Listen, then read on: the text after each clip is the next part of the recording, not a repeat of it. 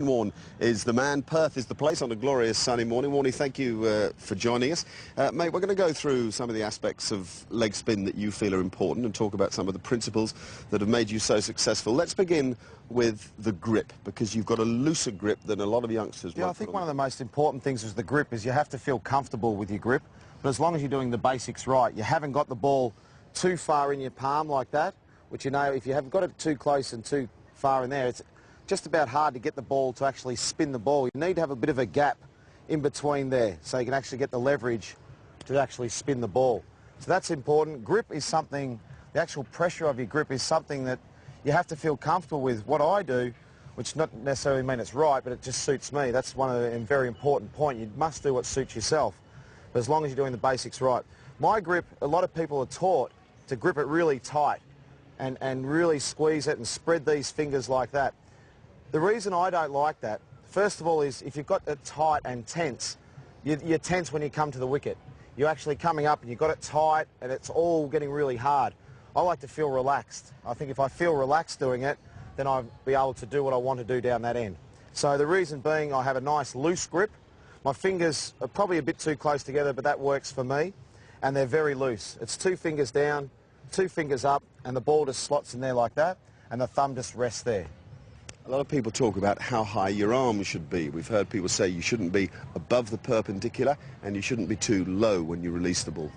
Yeah, I think somewhere that you've got too high and you've got too low. I think somewhere in between there is about where mine sometimes gets a little bit too low, but most of the time it's around that sort of area. I'm not sure what sort of degrees that is, but that I think enables me to get maximum spin from my deliveries, and also my variations. Generally my wrong and my arm will be a little bit higher, but generally my leg break will be working about that sort of angle. So I've got my run up, I'm here, I know exactly what I'm going to do. Now I start to build it up. As I get closer to the wicket here, I start to build it up, and then I bowl. Pretty good cherry, just quietly too. and when you reach the crease, you talk about this explosion at the crease. This is the energy at the crease, isn't it? And where do you propel it? Towards the batsman? Well, I'm a little bit different. A lot of people, I know I'm a bit different in some things, but a lot of people, what they think about... every way there is, mate. Thanks, Mark. But what a lot of people think about is they think about a spot on the wicket. They think about certain different things. I actually think about what shot I want the batsman to play. Whether I want him to push him back and defend, whether I want to draw him forward to drive, whether I want him to try and sweep, whether I'm trying to push him back on the back foot. So that allows me to bowl exactly where I want, rather than focusing in on a spot or anything like that. I think about what I'm trying to get the batsman out. I've got my plan. I'm trying to work to that plan to get them out. So then it's a matter of execution. You have to execute what you're trying to do with your plan, or you have to start again. Okay, and you talk sometimes, I've heard you talk about bowling up. Yep. The two things I get, sometimes I do get a bit too round arm. So my key words are think high and spin up, which means if my arm's there and I think high, it just gets it up to about there. It doesn't mean it's up there. Yeah. So I think high to get my arm up into that position, and spin up is not to make sure you spin down, but it's actually to spin the ball up. And here in Perth... That's you can get the ball above the batsman's eye level?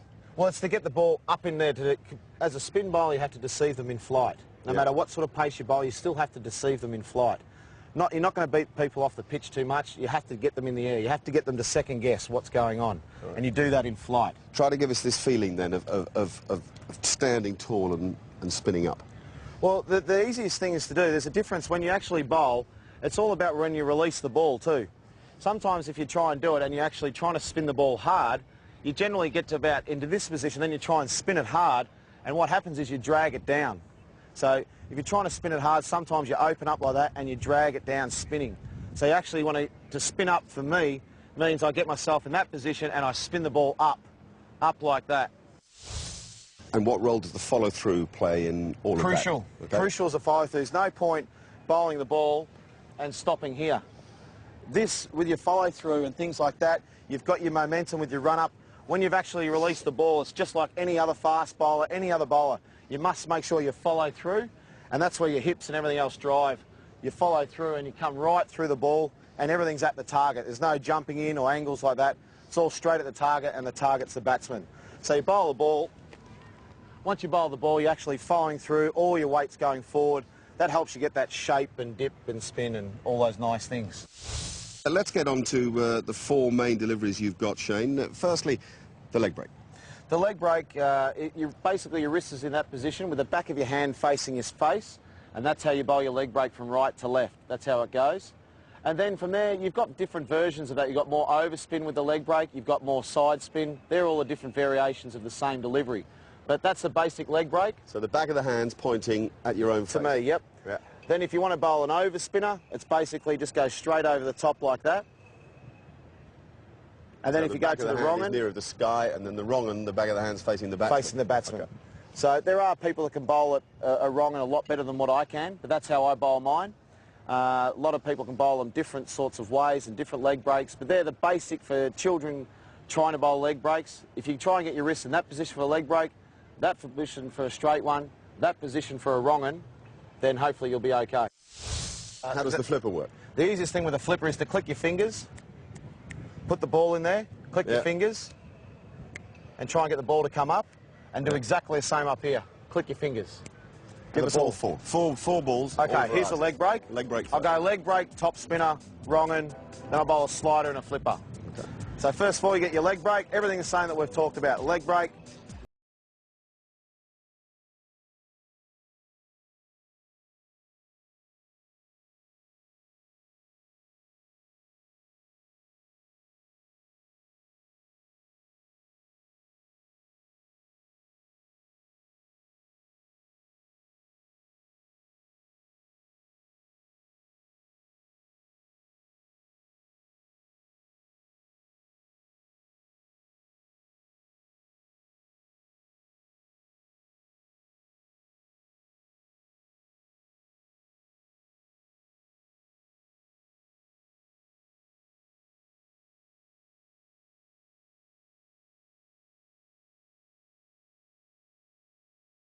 Watch those. And just to finish, some thoughts for youngsters, because, gee, you guys get smacked over the boundary ropes too often for kids to stick with the art sometimes.